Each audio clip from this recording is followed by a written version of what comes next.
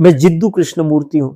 20वीं सदी में लोगों ने मुझे कई नाम देने की कोशिश की। किसी ने मुझे गुरु कहा, किसी ने लीडर, किसी ने रिलीजियस टीचर, लेकिन मैं अपने आप को इनमें से कुछ भी नहीं मानता। मैं किसी धर्म का अनुयायी नहीं हूं, मैं किसी पाथ का प्रचारक नहीं हूं, और मैं नहीं मानता कि सत्य तक पहुंचने के लिए किसी ऑर्गेनाइज्ड बिलीफ की आवश्यकता है। मेरा जन्म 1895 में भारत में हुआ। बचपन में कुछ लोगों ने मुझे खोजा और उन्होंने ये मान लिया कि मैं एक वर्ल्ड टीचर बनने वाला हूं, लेकिन मैंने उस पूरी भूमिका को अस्वीकार कर दिया।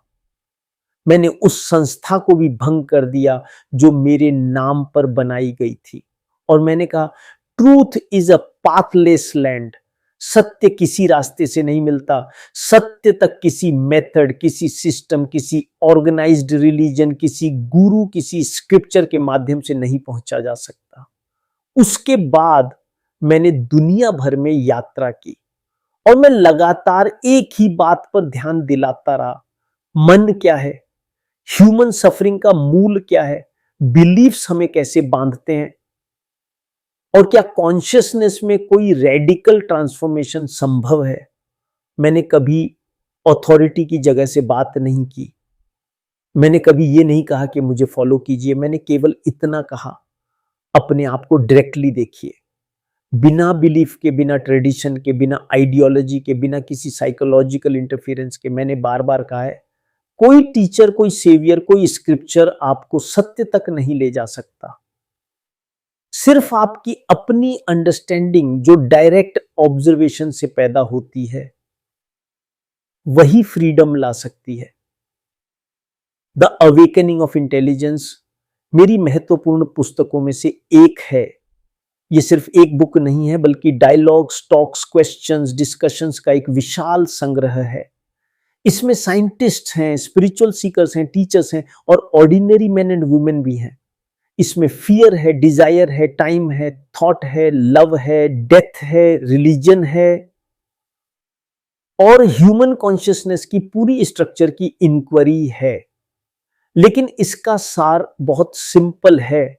जो इंटेलिजेंस ह्यूमन कॉन्फ्लिक्ट का अंत कर सकती है, वह एक्यूमुलेटेड नॉलेज से नहीं आती, वह डायरेक्ट सीइंग की लाइट से आती है। ये इंटेलिजेंस तभी जागती है जब माइंड अपनी ही मूवमेंट को क्लियरली देखता है, बिना डिस्टॉर्शन, बिना एस्केप, बिना चेंजिंग की इच्छा के। पहले चैप्टर में मेरी बातचीत प्रोफेसर जेकब नीडलमैन के साथ है। वह रिलीजन और ह्यूमन ट्रांसफॉर्मेशन में गहरी रुचि रखते थे, लेकिन हमारी बातचीत किसी एब्स्ट्रैक्ट थ्योरी से शुरू नहीं होती। हम एक बहुत मानवीय प्रश्न से शुरू करते हैं, टीचर की भूमिका क्या है, और क्या ट्रूथ की खोज में किसी टीचर की आवश्यकता है? मैं प्रश्न को वापस श्रोता की ओर मोड़ता हूं। जब आप टीचर कहते हैं तो आपका मतलब क्या है? क्या टीचर वह है जो आपको बताता है कि ट्रूथ क्या है? क्या वह वो व्यक्ति है जो आपको स्टेप बाय स्टेप गाइड करता है? अगर ऐसा है तो आप क्या कर रहे हैं? क्या आप सीख रहे हैं या केवल फॉलोइंग, इमिटेटिंग, ओबेइंग कर रहे हैं? और अगर आप इमिटेशन में जी रहे हैं तो क्या आप कभी ट्रुथ को स्वयं डिस्कवर कर सकते हैं? यही मूल प्रश्न है। क्योंकि हमारा माइंड बहुत जल्दी चाहता है कि कोई दूसरा हमारे लिए बर्डन उठा ले। हम सोचते हैं कि हम सीख रहे हैं, लेकिन शायद हम सिर्फ दूसरे के वर्ड्स अडॉप्ट कर रहे हैं और उन्हें अपना बना रहे हैं। नीडलमैन पूछते हैं, क्या आप हर तरह के गाइडेंस के विरोध में हैं? मैं कहता हूं नहीं, प्रैक्टिकल मैटर्स अलग हैं और साइकोलॉजिकल मैटर्स अलग। अगर आपको लैंग्वेज सीखनी है, कार रिपेयर करनी है, टेक्नोलॉजी समझनी है, तो आप एक्सपर्ट के पास जा सकते हैं, वहां इंस्ट्रक्शन का स्थान है। लेकिन इनवर्ड मैटर्स में, सेल्फ अंडरस्टैंडिंग में, माइंड को समझने में एक्सपर्ट को फॉलो करना डेंजरस है। क्यों? क्योंकि एक्सपर्ट आपको केवल अपना एक्सपीरियंस देगा, अपने कंक्लूजन्स देगा, अपनी इंटरप्रिटेशंस देगा, और कंक्लूजन एक नया प्रिजन बन जाता है। और formula for truth is not truth. Formula सिर्फ मैप है, और मैप कभी जमीन नहीं होता। फिर मैं पूछता हूं, हम टीचर क्यों ढूंढते हैं? क्या इसलिए कि हम कंफ्यूज्ड हैं, फ्राइटेंड हैं, इनसिक्योर हैं और चाहते हैं कि कोई हमें क्लैरिटी दे? अगर ऐसा है तो वही डिपेंडेंस क्लैरिटी को रोक देती है, क्योंकि जो माइंड किसी और पर टिका है वह कभी ट्रूली स्टिल नहीं हो सकता, वह खुद को बिना इन्फ्लुएंस के नहीं देख सकता। तो प्रश्न ये है, क्या अथॉरिटी के नीचे दबा माइंड कभी फ्री होकर देख सकता है? ये प्रश्न सीधे हमारे रिलेशनशिप को छूता है, गुरु से, लीडर से, बिलीफ सिस्टम से। हमें लगता है कि टीचर के बिना हम लॉस्ट हो जाएंगे, लेकिन शायद टीचर की साइकोलॉजिकल नेसेसिटी हमारी कंडीशनिंग का हिस्सा है। इसके बाद बातचीत लर्निंग की नेचर की ओर जाती है। लर्निंग क्या है? क्या लर्निंग आइडियाज कलेक्ट करना है, फैक्ट्स जमा करना है, ओपिनियंस इकट्ठा करना है? मैं कहता हूं नहीं। असल learning moment to moment discovery है कि आपके भीतर क्या हो रहा है। ये पास्ट से लर्न करना नहीं है, बल्कि लिविंग मूवमेंट में लर्न करना है, बिना कंक्लूजन जमा किए। नीडलमैन पूछते हैं, क्या पास्ट आवश्यक नहीं है? मैं कहता हूं प्रैक्टिकल फील्ड में मेमोरी उपयोगी है, लेकिन साइकोलॉजिकली वही मेमोरी हमें ओल्ड पैटर्न्स में बांध देती है। अगर मैं आपको कल की हर्ट, कल की प्लेजर, कल की इमेज के साथ देखता हूं, तो मैं आपको नहीं देख रहा, मैं आपकी इमेज को देख रहा हूं। और जहां इमेज है वहां फ्रेश रिलेशनशिप नहीं हो सकता। यही एक बहुत गहरी बात सामने आती है। The observer is the observed.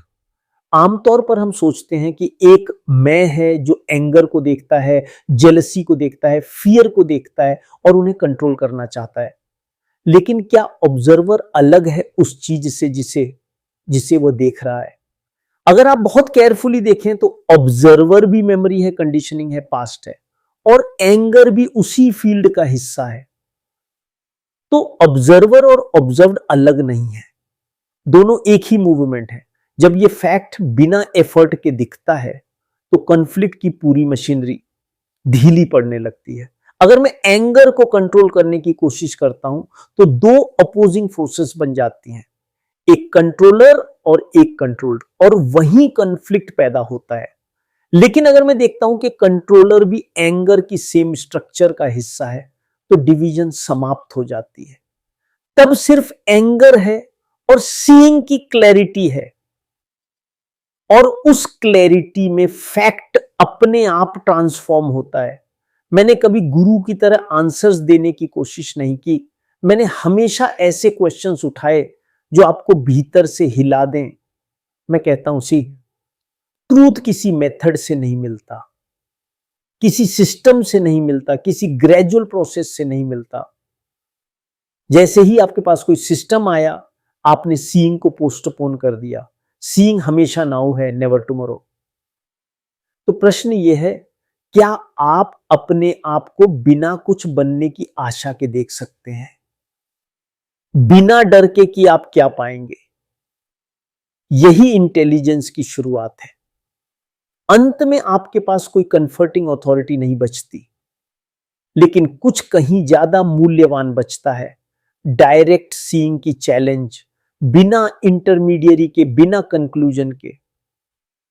यह आसान नहीं है, मैं ये जानता हूं, लेकिन कोई भी रियल चेंज इसी फ्रीडम से शुरू होता है।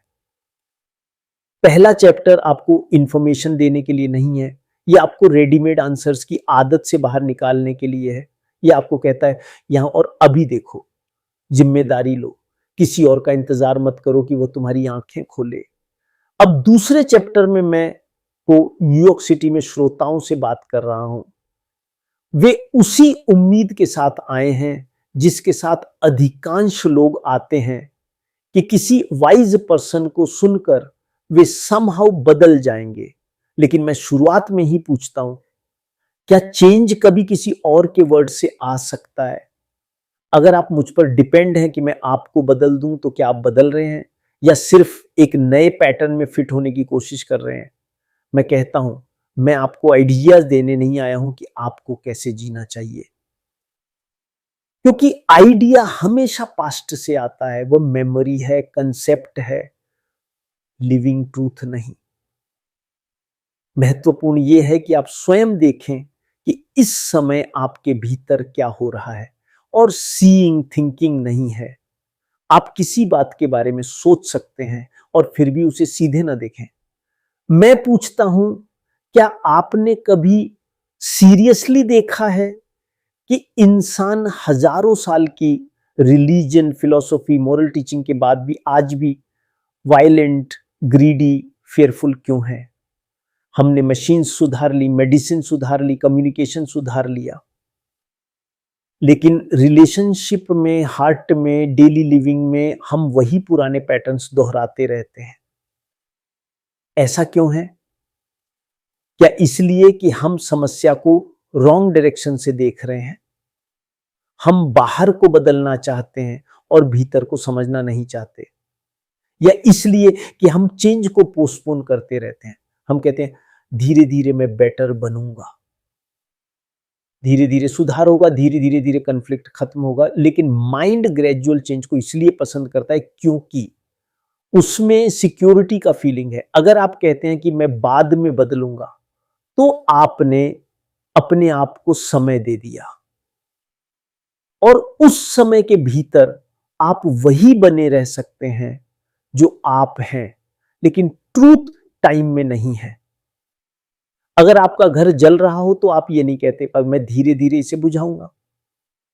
आप तुरंत एक्ट करते हैं। क्यों? क्योंकि आपने डेंजर देख लिया। तो क्या हम इनवर्ड कॉन्फ्लिक्ट के डेंजर को भी उसी इमीडिएसी से देख सकते हैं? फिर मैं अवेयरनेस की बात करता हूं।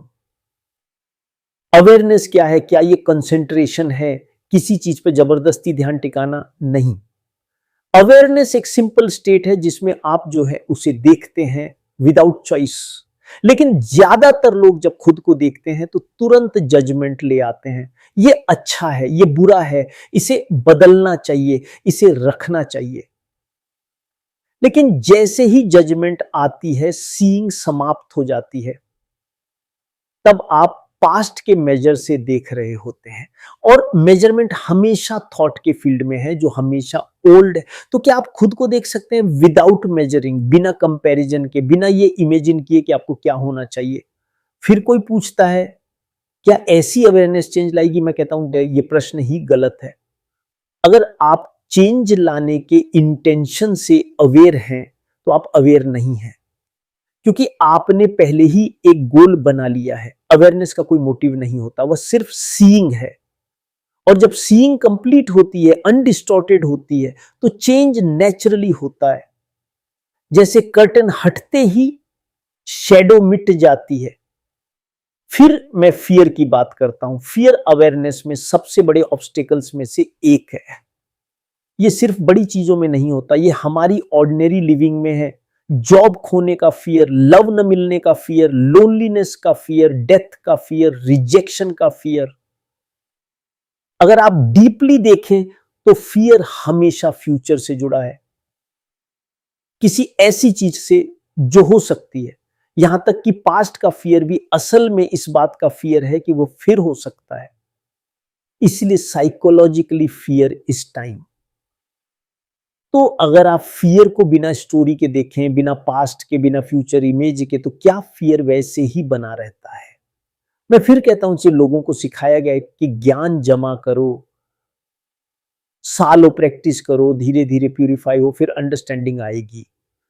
लेकिन ये प्रोसेस सेल्फ को सेंटर में रखती है। ये हमेशा बिकमिंग है, और बिकमिंग ही कन्फ्लिक्ट की जड़ है, क्योंकि सेल्फ मेमोरी से बना है, कंपैरिजन से बना है, सेपरेशन से बना है। तो क्या आप सेल्फ को देख सकते हैं जैसे वह वास्तव में है? थॉट की मूवमेंट के रूप में। और अगर आप ये फैक्ट की तरह देखें, सिर्फ कॉन्सेप्ट की तरह नहीं, तो क्या कोई सेल्फ बचता है जिसे जिसे डिफेंड करना है या इंप्रूव करना है? मैं श्रोताओं से कहता हूं, मेरी बात को एक्सेप्ट मत करो, क्योंकि एक्सेप्टेंस एक नया बिलीफ बन जाएगा। ऑब्जर्व करो, टेस्ट करो, अपने माइंड को ऐसे देखो जैसे मिरर में देखते हो। जब आप मिरर में फैक्ट देखते हैं तो आप उससे डिबेट नहीं करते, या तो आप देखते हैं या नहीं देखते। उसी क्लैरिटी में फ्रीडम की शुरुआत है। दूसरे चैप्टर के अंत में मैं कोई फॉर्मूला नहीं देता, मैं केवल एक चैलेंज छोड़ता हूं, विदाउट मोटिव देखना, विदाउट टाइम देखना, विदाउट पोस्टपोनमेंट देखना। मैं ग्रेजुअल चेंज की फॉल्स सिक्योरिटी को हटाता हूं और केवल नाउ की अर्जेंसी छोड़ता हूं। ये अनकंफर्टेबल है, क्योंकि माइंड तैयारी चाहता है, टाइम चाहता है, इंप्रूवमेंट चाहता है, लेकिन शायद रियल एंडिंग तभी होती है जब हम अपने इनर टर्मोइल को उसी अर्जेंसी से देखते हैं जैसे बर्निंग हाउस को देखते हैं। तीसरे चैप्टर में मेरी बातचीत अलेन नोदे के साथ है। माहौल इंटीमेट है, जैसे दो लोग साथ बैठकर एक बहुत प्राचीन और गहरे प्रश्न को देख रहे हो। हम दुनिया की डिसऑर्डर से शुरू करते हैं, political corruption, religious division, economic inequality. प्रश्न उठता है, क्या यह डिसऑर्डर ह्यूमन कंडीशन की अनअवॉइडेबल स्टेट है, या क्या मनुष्य बिना इसके जी सकता है? मैं प्रश्न को फिर इनवर्ट टर्न करता हूं, क्या बाहर का डिसऑर्डर हमारे भीतर के डिसऑर्डर का रिफ्लेक्शन नहीं है? हम सोसाइटी की बात ऐसे करते हैं जैसे वह हमसे अलग हो, लेकिन सोसाइटी क्या है? क्या वह हमारी कॉन्शियसनेस का प्रोजेक्शन नहीं है? अगर हम ग्रीडी हैं, एम्बिशियस हैं, फियरफुल हैं, कंपेटिटिव हैं, तो क्या हमारी इंस्टीट्यूशंस, गवर्नमेंट्स, रिलीजन्स उसी चीज को रिफ्लेक्ट नहीं करेंगी? फिर पूछा जाता है, क्या सिस्टम्स को सुधार कर मनुष्य को पीस में नहीं लाया जा सकता? मैं कहता हूं, क्या करप्ट माइंड एक जस्ट सिस्टम बना सकता है? हम बार बार उम्मीद करते हैं कि new laws, new leaders, new ideologies हमें बचा लेंगी, लेकिन वे सब उसी माइंड की प्रोडक्ट्स हैं जो सेल्फ इंटरेस्ट से कंडीशनड है। तो रियल प्रॉब्लम बाहर की स्ट्रक्चर नहीं है, रियल प्रॉब्लम इनवर्ड स्ट्रक्चर है। जब तक वहां डीप चेंज नहीं होता, हर रिफॉर्म उसी ओल्ड स्ट्रीम में बह जाएगा। फिर अच्छाई और बुराई की बात आती है। सदियों से मनुष्य को सिखाया गया है कि गुड को इविल पर जीतना है, लेकिन क्या ये डिवीजन इटसेल्फ रियल है या थॉट की क्रिएशन है? जब आप डीपली देखते हैं तो इविल अच्छाई से अलग कोई इंडिपेंडेंट एंटिटी नहीं है। वह क्लैरिटी की एब्सेंस है, देनो है, लव की एब्सेंस है। जैसे डार्कनेस अपने आप में कोई पॉजिटिव चीज नहीं, वह सिर्फ लाइट का अभाव है। वैसे ही जिसे आप इविल कहते हैं, वह मिसअंडरस्टैंडिंग, फियर, सेल्फ सेंटर्डनेस की स्टेट है। और जिस क्षण आप इसे बिना जजमेंट के क्लियरली देखते हैं, उसी क्षण एक्शन जन्म लेता है, not from morality, not from will, but from intelligence. फिर पूछा जाता है, क्या इंटेलिजेंस को कल्टीवेट किया जा सकता है? मैं कहता हूं नहीं। कल्टीवेशन का अर्थ है टाइम, प्रैक्टिस, एक्यूमुलेशन, लेकिन इंटेलिजेंस टाइम की उपज नहीं है। वह तब प्रकट होती है जब माइंड किसी फैक्ट को इंस्टेंटली देखता है। अगर आप देख लें कि आग को छूना जलाता है, तो आपको प्रैक्टिस नहीं करनी पड़ती, सीइंग ही एक्शन है। ठीक उसी तरह अगर आप ग्रीड, जेलसी, कंपैरिजन के डेंजर को पूरी क्लैरिटी से देखते हैं, तो सीइंग इटसेल्फ एंड्स देम। फिर प्रश्न उठता है, क्लैरिटी इतनी रेयर क्यों है? मैं कहता हूं, क्योंकि हम अपनी प्रॉब्लम से अटैच्ड हैं, हम उनसे आइडेंटिटी बना लेते हैं। अगर मेरे पास समस्या है तो मैं उसके बारे में सोच सकता हूं, कह सकता हूं, मदद मांग सकता हूं, अपने को इंपॉर्टेंट महसूस कर सकता हूं। तो बिना जाने मैं प्रॉब्लम को बनाए रखता हूं, क्योंकि प्रॉब्लम का अंत उस मैं के अंत जैसा लगता है जो उससे अपनी कंटिन्यूटी ले रहा है। ये कड़वा है लेकिन फैक्ट है। फिर हम वायलेंस पर आते हैं। सिर्फ वॉर नहीं, सिर्फ फिजिकल अटैक नहीं, बल्कि कंपैरिजन की वायलेंस, एम्बिशन की वायलेंस, डोमिनेशन की वायलेंस। अधिकांश लोग सोचते हैं कि वायलेंस को सप्रेस करना चाहिए, कंट्रोल करना चाहिए या किसी आइडियल ऑपोजिट में बदल देना चाहिए, लेकिन सप्रेशन भी वायलेंस है।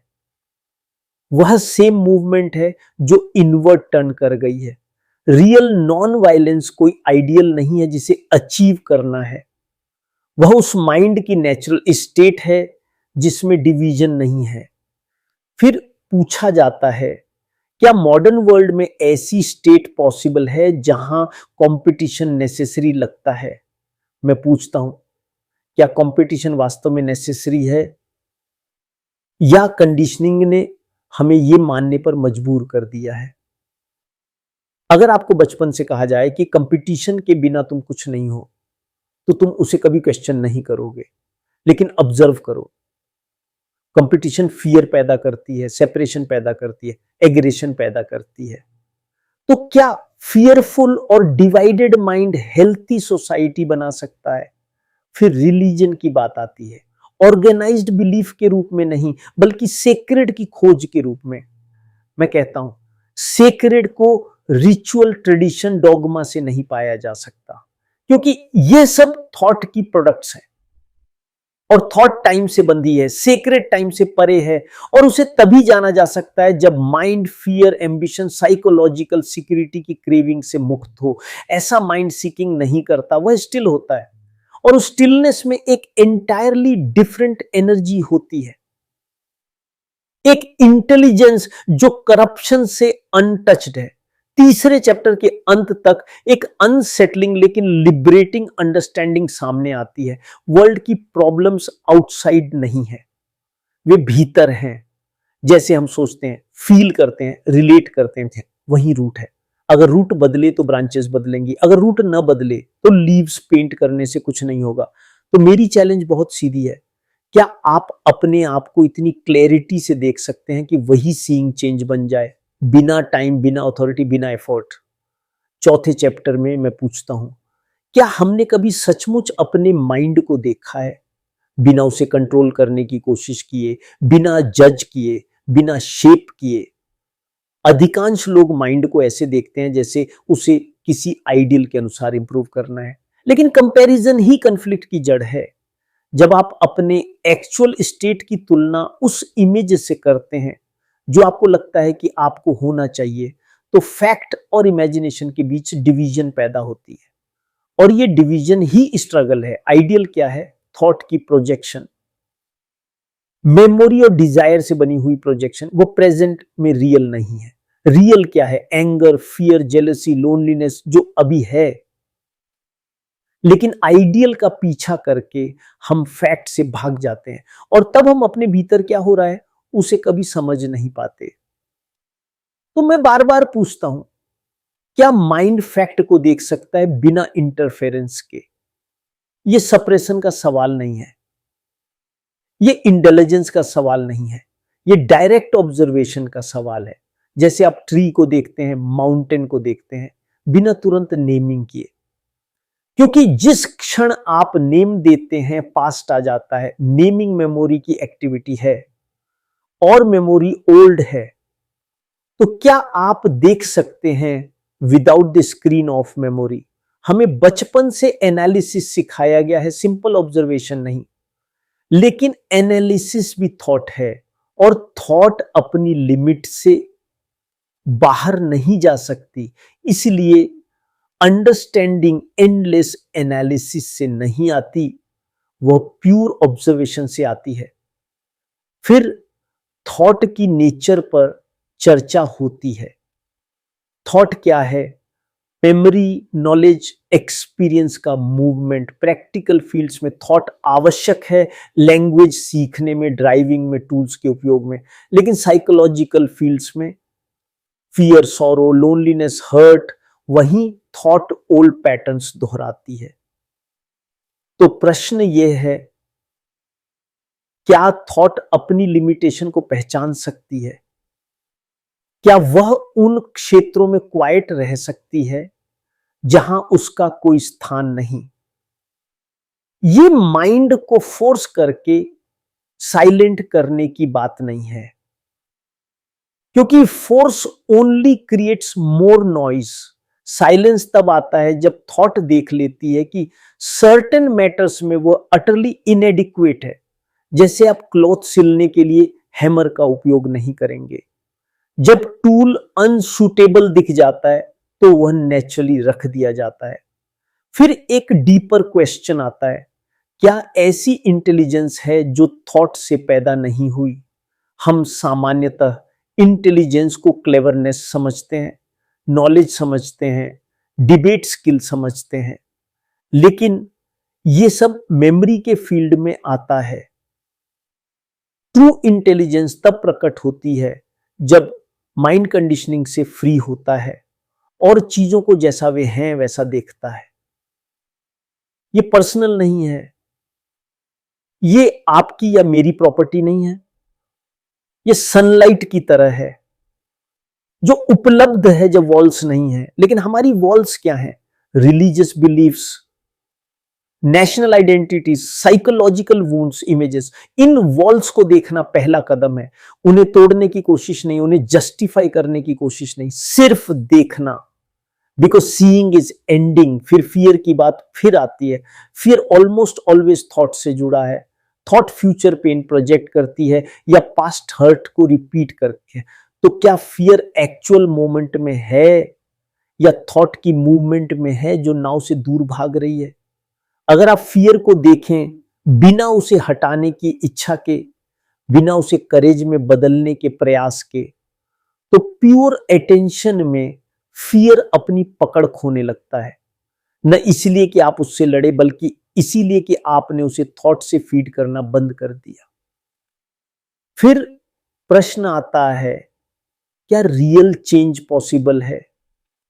हम ग्रेजुअल चेंज के आदी हैं, लेकिन मैं कहता हूं जी, रियल साइकोलॉजिकल चेंज टाइम का रिजल्ट नहीं है, इट इज इंस्टेंटेनियस। जब आप स्नेक देखते हैं, आप स्लोली डिसाइड नहीं करते, यू एक्ट। यदि आप कॉन्फ्लिक्ट के डेंजर को ट्रूली देखें तो एक्शन इमीडिएट होता है। टाइम टेक्निकल लर्निंग के लिए आवश्यक है, लेकिन साइकोलॉजिकल ट्रांसफॉर्मेशन के लिए नहीं। फिर मैं इनविटेशन देता हूं, अपने माइंड की होल मूवमेंट को देखो, कैसे वह रिएक्ट करता है, प्लान करता है, रिमेंबर करता है, इमेजिन करता है, लेकिन विदाउट चॉइस। और जब यह फैक्ट दिखता है कि ऑब्जर्वर और ऑब्जर्व्ड अलग नहीं है, तब डिवीजन समाप्त हो जाती है। और डिवीजन के अंत के साथ एक सेंस ऑफ होलनेस आता है, और उसी होलनेस में माइंड फ्री होता है, और फ्रीडम से एक डिफरेंट इंटेलिजेंस अराइजेस। 5वें चैप्टर में मैं लर्निंग के वास्तविक अर्थ पर जाता हूं। क्या लर्निंग सिर्फ नॉलेज, स्किल, फैक्ट्स कलेक्ट करना है, या उसका कोई एंटायरली डिफरेंट डायमेंशन है? जब आप कहते हैं आई हैव लर्नड, तो क्या वास्तव में हुआ है? क्या आपने इंफॉर्मेशन स्टोर की है, या आपकी परसेप्शन बदल गई है? एजुकेशन अधिकतर मेमोरी पर आधारित है। Repeat what you are told, follow the established pattern. लेकिन ट्रू लर्निंग मैकेनिकल एक्यूमुलेशन नहीं है, ये लिविंग मूवमेंट है।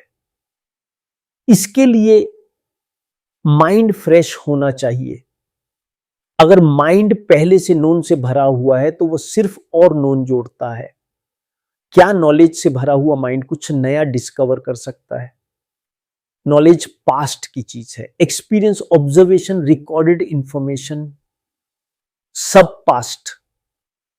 अगर माइंड प्रेजेंट को पास्ट के थ्रू समझता है, तो क्या वो प्रेजेंट को देख रहा है या उसे फेमिलियर बना रहा है? हमें सिखाया गया है कि नॉलेज ही इंटेलिजेंस है, लेकिन टेक्निकल मैटर्स के बाहर नॉलेज बैरियर बन सकती है।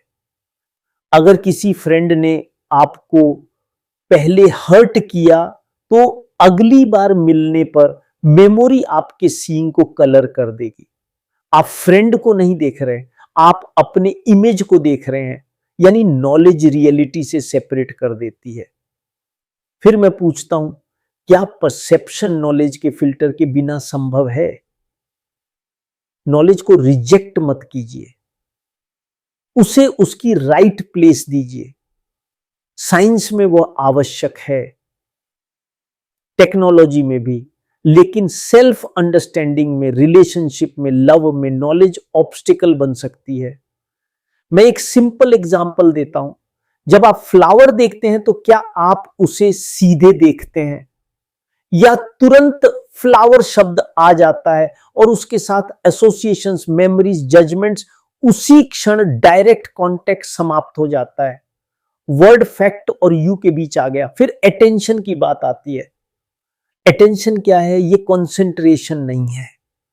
कंसंट्रेशन माइंड को नैरो करती है। ट्रू अटेंशन चॉइसलेस अवेयरनेस है। उसमें माइंड बस देखता है, without naming, without judging, without comparing. ऐसी अटेंशन में लर्निंग इमीडिएट होती है, लिविंग होती है, पास्ट से बधी नहीं होती।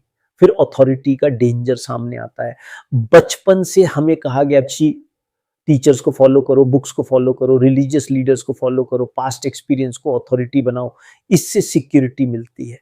लेकिन माइंड सेकंड हैंड हो जाता है। इमिटेशन में जीने वाला माइंड ट्रूथ डिस्कवर नहीं कर सकता। तो क्या आप अथॉरिटी को एसाइड रख सकते हैं? विद्रोह में नहीं, बल्कि इसलिए कि आप स्वयं क्लियरली देख सकें। ये रिस्की है, क्योंकि इसका अर्थ है अननोन में कदम रखना विदाउट मैप। लेकिन यही फ्रीडम है। इसके बिना लर्निंग हमेशा पार्शियल रहेगी और फियर से डिस्टॉर्टेड रहेगी। फिर फियर और लर्निंग के रिलेशनशिप की बात होती है।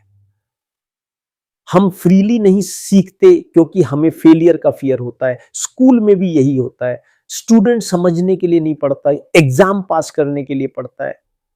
जीवन में भी हम कंक्लूजन्स में सेफ्टी ढूंढते हैं, ओपननेस में रिस्क लेने के बजाय। लेकिन रियल इंटेलिजेंस नॉट नोइंग की स्पेस में काम करती है। ये इग्नोरेंस नहीं है, ये अलर्ट ओपननेस है। जब माइंड कंक्लूजन से एम्प्टी होता है तभी वह फ्रेश देख सकता है। मैं सुनने वाले से कहता हूं, जब तुम सुन रहे हो, क्या तुम देख सकते हो कि थॉट कितनी जल्दी इंटरप्रेट करने लगती है, स्टोर करने लगती है, पास्ट से कनेक्ट करने लगती है? और क्या एक पल के लिए तुम उस मूवमेंट को छोड़ सकते हो और सिर्फ अवेयर रह सकते हो? उसी अवेयरनेस में एक न्यू लर्निंग जन्म लेती है। वही अवेकनिंग ऑफ इंटेलिजेंस है। ना क्लेवर आर्ग्यूमेंट, ना शार्प मेमोरी, बल्कि clarity of a mind that is always new.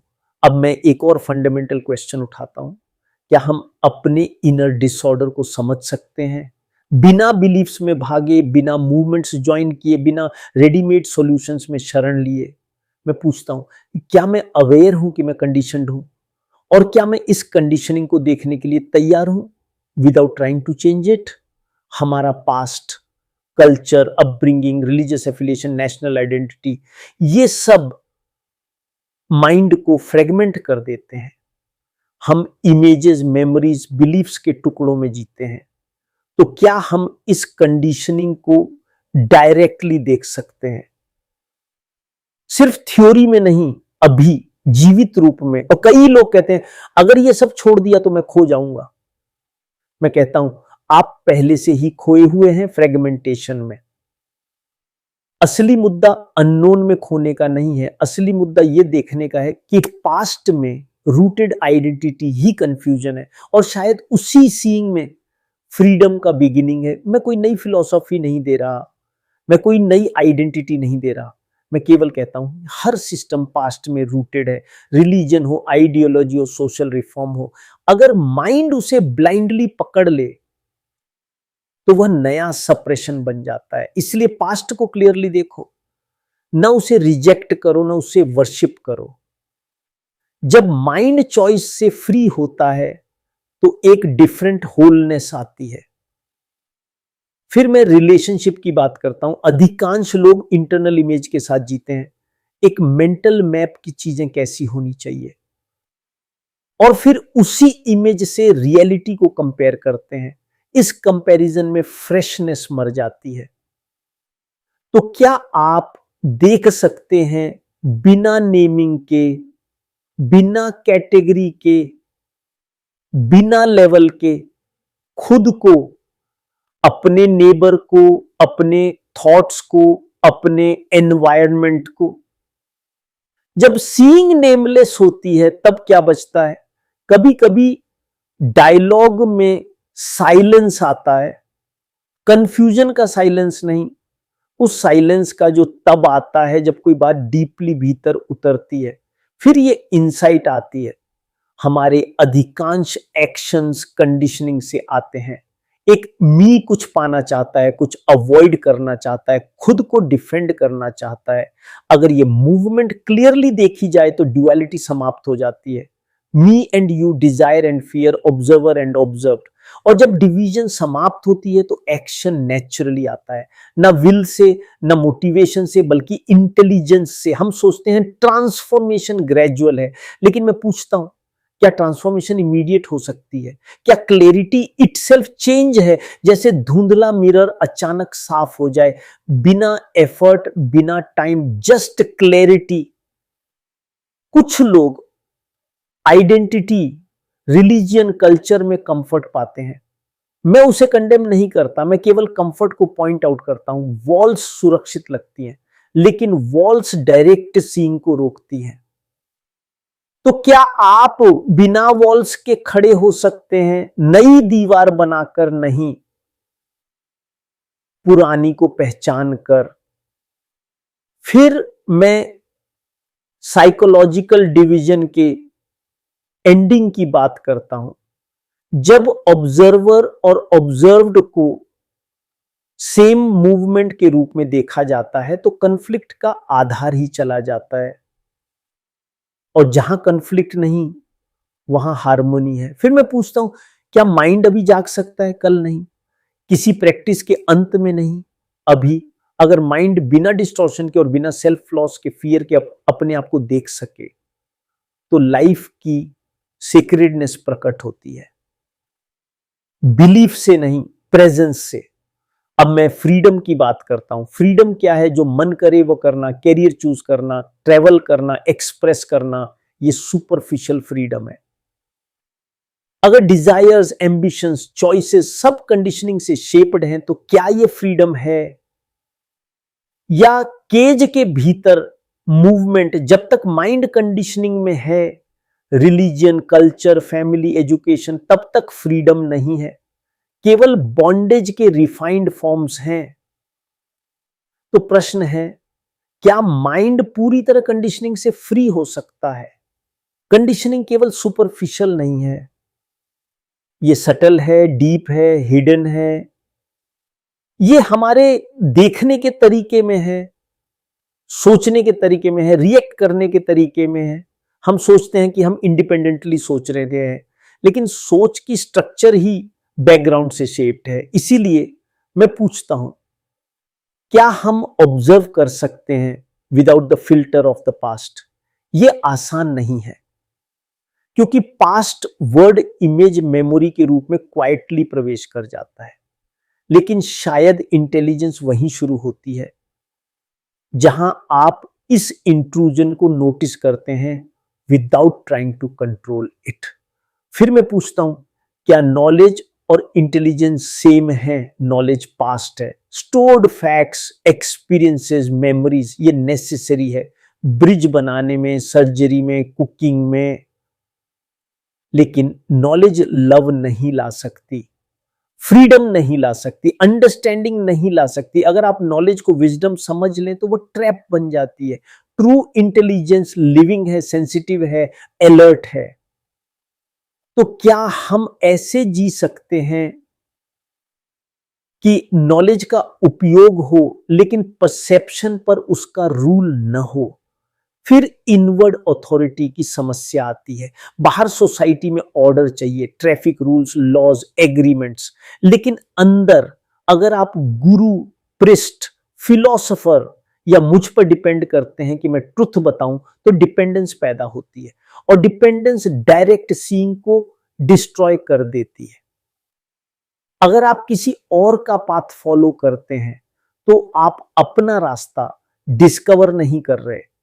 और अगर ट्रूथ लिविंग है, डायनेमिक है, वर्ड्स से बियॉन्ड है, तो उसे फॉर्मूला की तरह दिया नहीं जा सकता। तो क्या आप अलोन खड़े हो सकते हैं? अगेंस्ट नहीं, रिस्पॉन्सिबिलिटी में।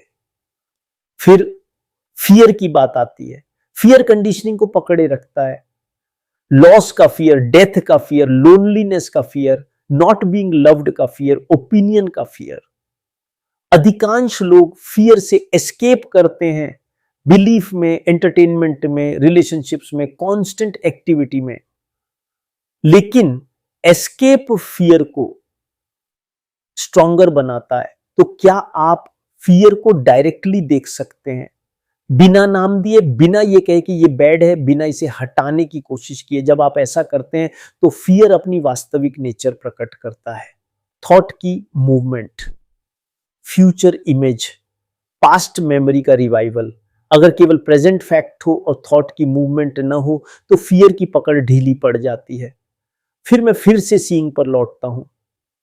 फ्रीडम फ्यूचर में अचीव होने वाली चीज नहीं है, ये अभी शुरू होती है in the act of observing without distortion. और ये ऑब्जर्वेशन कोल्ड नहीं है, मैकेनिकल नहीं है, ये वार्म है, कंपैशनेट है, विदाउट जजमेंट है। जब फॉल्स को फॉल्स देखा जाता है और ट्रू को ट्रू, तब माइंड अपने लिमिटेशन से एम्प्टी होने लगता है और उस एम्प्टीनेस में फ्रेशनेस है, क्लैरिटी है, इंटेलिजेंस है जो टाइम का प्रोडक्ट नहीं है। यही अवेकनिंग ऑफ इंटेलिजेंस है, जब माइंड अपने पास्ट का प्रिजनर नहीं रहता, जब वह स्टिल और अटेंटिव होता है और लाइफ को मोमेंट बाय मोमेंट मिलता है। 8वें चैप्टर में मैं थॉट, एक्सपीरियंस और मेमोरी के रिलेशनशिप को देखता हूं। जब आप ट्री को देखते हैं, किसी व्यक्ति को देखते हैं, खुद को देखते हैं, क्या आप उन्हें डायरेक्टली देखते हैं या मेमोरी की स्क्रीन के थ्रू? माइंड रिकॉग्निशन में जीता है, जो सामने है उसे पहले से नोन चीज से कंपेयर करता है। तो जिसे आप सीइंग कहते हैं, अधिकांश समय वो रिकॉग्निशन है और रिकॉग्निशन में नथिंग इज न्यू, इसीलिए लाइफ रेपिटेशन बन जाती है। फिर एक्सपीरियंस की नेचर पर बात होती है। क्या कोई एक्सपीरियंस ट्रूली फ्रेश होता है? हर एक्सपीरियंस शब्दों में ट्रांसलेट हो जाता है, पास्ट एक्सपीरियंसेस से जुड़ जाता है, मेमोरी में स्टोर हो जाता है। फिर अगली बार माइंड उसे ओल्ड पैटर्न से पहचान लेता है, तो वह न्यू एक्सपीरियंस भी ओल्ड का एक्सटेंशन बन जाता है। तो क्या आप किसी एक्सपीरियंस को फेस कर सकते हैं without naming it, without measuring it against the old? अगर ऐसा हो तो परसेप्शन डायरेक्ट हो जाती है, माइंड साइलेंट और रिसेप्टिव होता है। फिर थॉट की एक्स्ट्रॉर्डिनरी शक्ति और लिमिटेशन दोनों सामने आते हैं। थॉट ने सिविलाइजेशंस बनाई हैं, टेक्नोलॉजी बनाई है, लैंग्वेजेस बनाई हैं, लेकिन थॉट लिमिटेड है क्योंकि वो मेमोरी और टाइम से बनी है। Thought only knows the known, इसलिए ट्रूथ जो टाइमलेस है थॉट से अप्रोच नहीं की जा सकती। अगर आप थॉट से ट्रूथ खोजते हैं तो आप नोन के सर्कल में ही घूमते रहेंगे। इसलिए प्रैक्टिकल फील्ड में थॉट का एफिशिएंट उपयोग हो, लेकिन अननोन के क्षेत्र में माइंड साइलेंट हो। फिर साइकोलॉजिकल सिक्योरिटी की बात आती है। मनुष्य बिलीव्स, आइडियोलॉजीज, इमेजेस को इसलिए पकड़ता है क्योंकि उनके बिना इनसिक्योरिटी महसूस होती है। लेकिन यही स्ट्रक्चर्स कॉन्फ्लिक्ट पैदा करते हैं। Religions, political systems, national identities thought made securities हैं और डिवाइसिव हैं। तो क्या कोई ऐसी सिक्योरिटी है जो थॉट मेड नहीं है? मैं कहता हूं हां, जब माइंड बिकमिंग की मूवमेंट से फ्री हो। जब व्हाट शुड बी की परसूट समाप्त हो जाए और माइंड व्हाट इज के साथ रहे विदाउट रेजिस्टेंस, फिर प्रश्न उठता है, क्या आप फियर, डिजायर, सॉरो को देख सकते हैं without escape, without transforming them into their opposite? आमतौर पर हम सप्रेस करते हैं, डिस्ट्रैक्ट करते हैं, कंफर्ट ढूंढते हैं, लेकिन तब हम अंडरस्टैंड नहीं करते, हम केवल भागते हैं।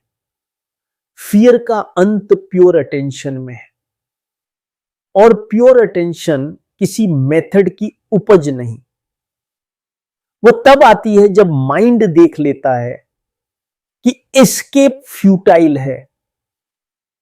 फिर मैं स्पिरिचुअल अथॉरिटी पर चेतावनी देता हूं, टीचर, बुक, सिस्टम को फॉलो करना इनेविटेबली इमिटेशन की ओर ले जाता है, और इमिटेशन फ्रीडम को समाप्त करती है। रियल इंक्वायरी तब शुरू होती है जब आप अलोन स्टैंड करते हैं। ये आइसोलेशन नहीं है, ये साइकोलॉजिकल डिपेंडेंस का अंत है। 9वें चैप्टर में मैं सेल्फ नॉलेज और ट्रांसफॉर्मेशन के संबंध को देखता हूं। क्या real change will power, discipline, method से आता है?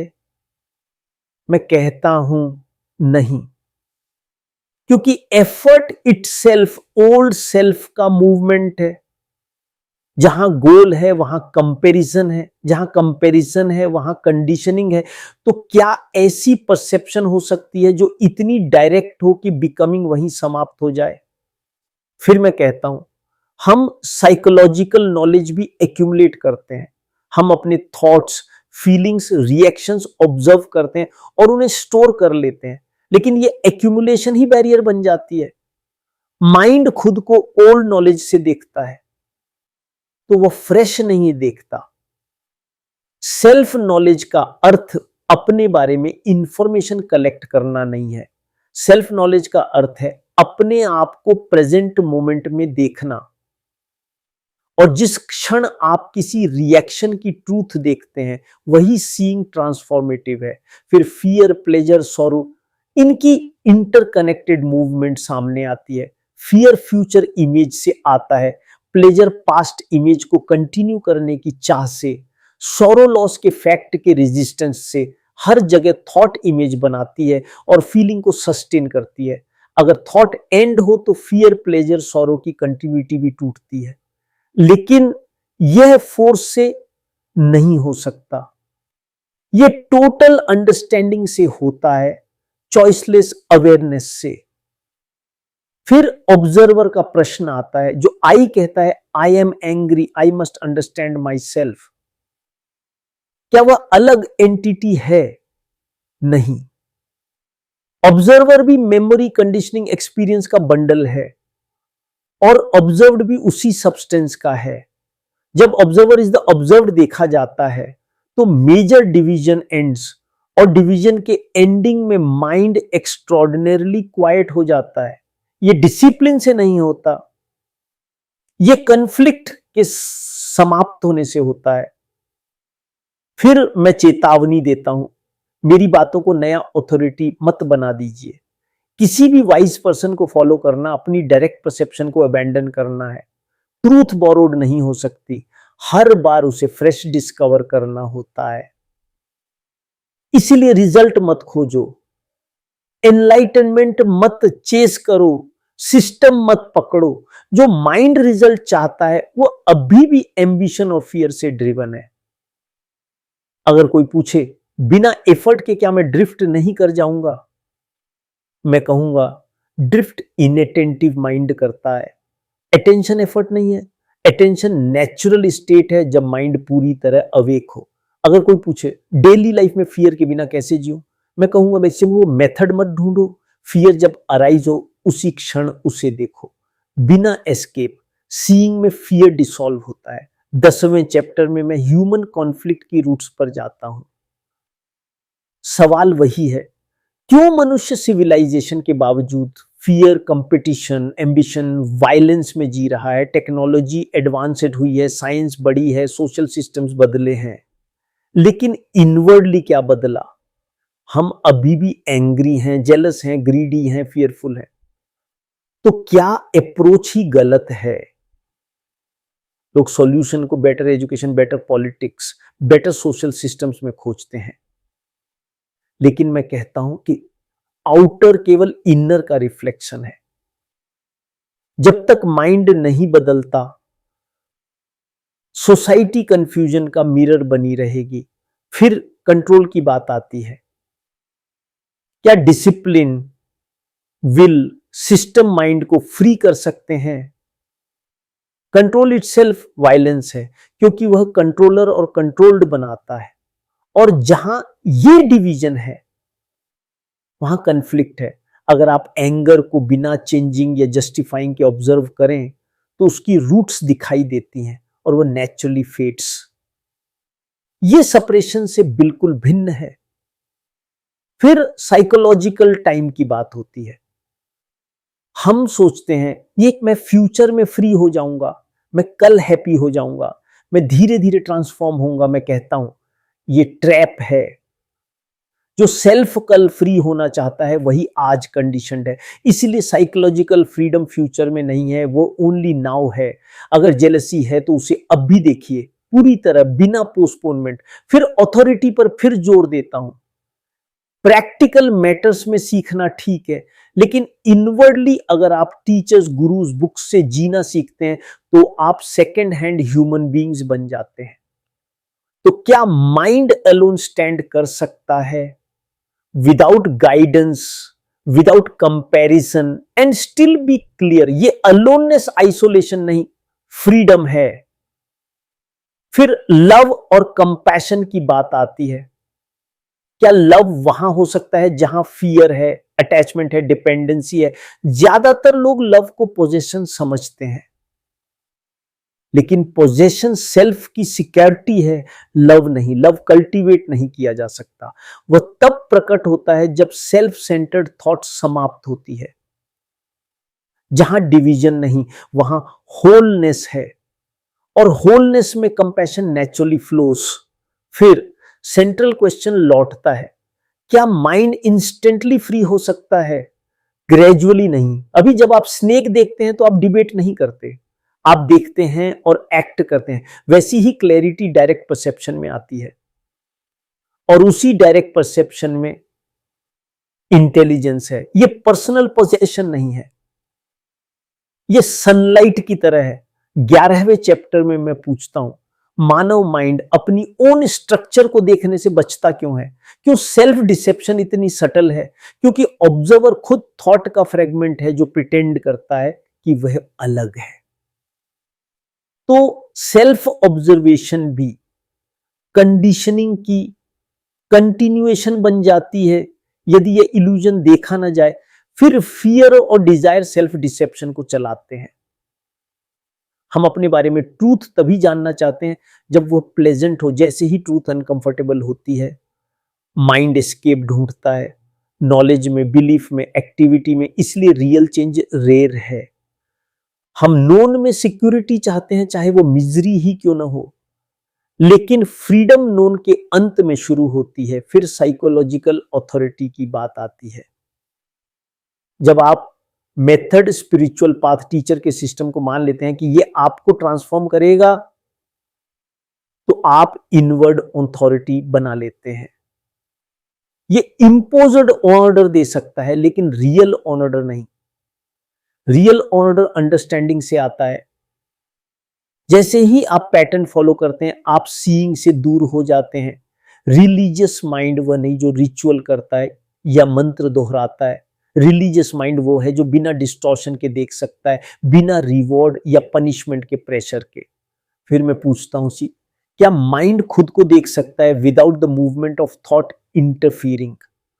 थॉट प्रैक्टिकल मैटर्स में नेसेसरी है, लेकिन फियर, सॉरो, लव को एग्जामिन करने में वो पास्ट को प्रेजेंट पर प्रोजेक्ट करती है। इसीलिए थॉट ट्रूथ को टच नहीं कर सकती। ट्रूथ टाइमलेस है, थॉट टाइम है। फिर रिलेशनशिप पर बात आती है।